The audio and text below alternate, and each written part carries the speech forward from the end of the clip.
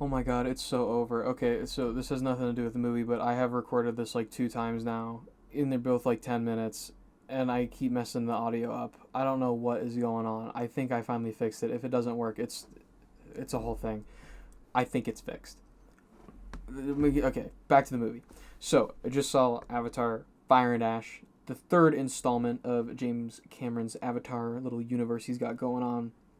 And, pretty good, pretty good. I'll just leave it right there for now. Just talk about it some more. So going into just the performances first here. Performances, I mean, they're great. They're all around great. We get to see even more, themes explored here. Um, the actors get to show a lot of their chops off here, specifically Zoe Saldana, Neytiri, with the themes in this. So that's good. Talk a bit more about that later. Jake Sully, always doing good. Love that guy. We get to see a lot more expanded upon with the children, so that's good. I wasn't really the biggest fan of them in the second movie, so they got a lot more fleshed out in this one. So I'm glad about that. We are introduced to a new villain called Varong. She is crazy. She did a phenomenal job. I'm not gonna get into spoilers, but they showed it in the trailer, so whatever. Uh, they work together, Quaritch and Varong, and that is crazy. If you like Quaritch, which I do, he is such a good villain. He is, oh man, he's conniving. I love him. But they work together, and it gets even worse. So that is a very good villain relationship that I liked a lot, combined with the RDA. So we get to see, some politics there between Varong, Quaritch, and the RDA, which I think was very fun to watch. Very cool. It's always interesting to see the inner workings of that. Um, so I like that a lot.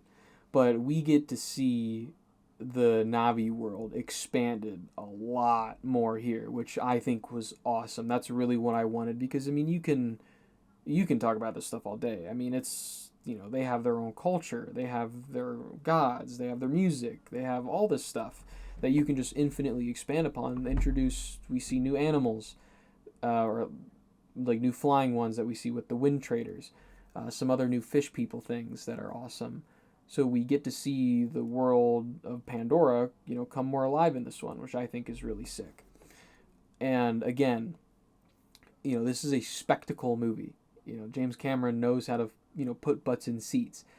I like the story. The story is good, but even if it wasn't, it is a treat to look at. It is a beautiful movie. I mean, the amount I can't even imagine working on this. Like the amount of time and effort that ILM and Weta, and I'm sure hundreds of other studios or whatever outsourcing stuff to get these effects done is insane.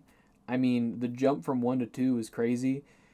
In this one, just I don't know, just the lighting on face, the I don't even know, like subsurface scattering or something on people's faces, on the Navi's faces looks insane. Again, the water, it looks crazy.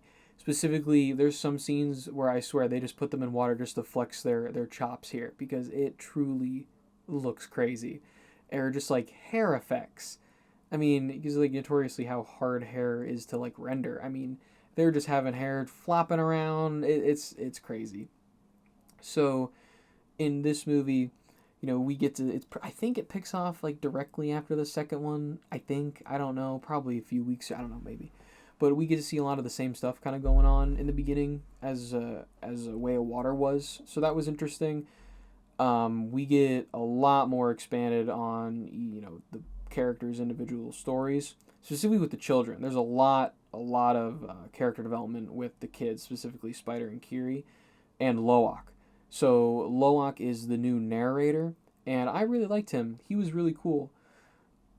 He went off on his little solo journey. I won't get into that, but he becomes important, in another group of people, which is group of whatever. Very cool to see. I really enjoyed that. I wasn't really a big fan of him in the second one, so I really did like them in the third one. So that was cool. Kiri gets a lot of stuff happening with her. There is some crazy stuff happening with her. Go figure from what they were teasing with the second one. But yeah, there's some like Awa stuff going on, so that's awesome. And that's some like Evangelion stuff right there. I'm not gonna lie. I won't say anything more than that, but that was pretty cool to see. There's some new monsters or Pandora creatures that we're introduced to that just look sick as always. I mean, just the world James Cameron has created is always very captivated and it's very cool. It's just cool to look at. Not too much with Took, the little kid. He's just too little for anything to really happen to him. But I mean, the main performances we see is Zoe Saldana with Neytiri. I mean, coming off the second movie where their son died. I mean, this movie tackles a lot of grief, hate, specifically with Neytiri. I mean, she's going through the ringer, same as Jake, but she's like at this point where she's like, the only thing I have is my faith in Awa, because her son's taken away, all this bad stuff is happening, her culture's being stripped away. She doesn't know what to do, and there are some powerful scenes with her and Jake talking about the ins and outs of their relationship and her relationship with humans, and Jake being a human. So that it is very, very interesting to hear, and I don't know, it's just the performances were really good. It just shows you how destructive hate can be in relationships. And so that, I don't know, it was very, very good to see, and also just grief and what that can do to you. And we see acceptance, all that stuff in this movie. So it explores a lot more heavier themes than I would say the first and second one. So that was really cool to see them actually explore, I would say, more the minds of the characters. So that was cool. And speaking of the kids, we see a lot of growth with them. Like I said, so Loak is the narrator. He becomes kind of his own thing. Kiri is explored with her relationship with Awa and who she is as a person and her whole role. And Spider, I was very happy with Spider. I didn't really care for him in the second movie, but in the third movie, he was given much, much more needed screen time to make him likable. And we get to see his relationship with Quaritch and how that goes. And that's very interesting. I love Quaritch. He has some... He's kind of like a shit poster in this, I'm not going to lie, more than he usually is. He's cracking one-liners, saying funny things. So yeah, that relationship with him and Spider is very interesting because, he is the clone of Spider's father. So it's an interesting relationship because he's not really his dad, but he's a copy of his father. So that was very interesting to see. And then him, Quaritch, with Varong, I mean, it's crazy. That relationship there is wild. They're kind of meant for each other. And Varong is great. We get introduced to the Ash people relatively quickly, and you can tell these guys are mean business. They don't care. They're crazy. They're scalping people. They're doing some bad stuff. So they were. I really like the twist of, hey, instead of just the RDA being the villain and Quaritch, here's other Na'vi. Instead of just like the task force we had in 2. They're still there, but now it's like, hey, you have the Ash people is what they're called.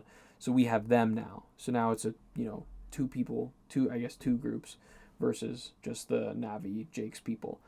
And, we get to see some crazy battles. So there are some battles in this that are just just jaw-dropping.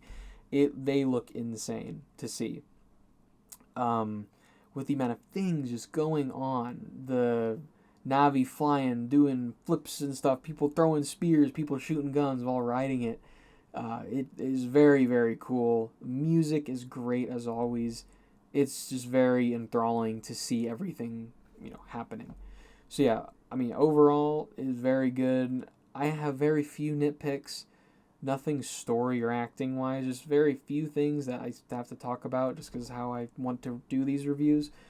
So the first one carries over from the second movie, and that's Kiri. She is a great character. I like her a lot, but I don't like her voice actor. I don't think Sigourney Weaver should be voicing her. I know she's the clone, but it just doesn't. It just doesn't work. I'm literally sitting there watching the movie, and my buddy goes, "Why does she sound like a 7-year-old woman?" I'm like, "Dude, it's because it's Sigourney Weaver. Why is Sigourney Weaver voicing a teenager? It just doesn't work." Every time I just hear Sigourney Weaver talking out of like a 15-year-old's mouth. So it's just weird. But yeah. And then the second thing I would say is my biggest nitpick. It's not anything. It's just a weird choice.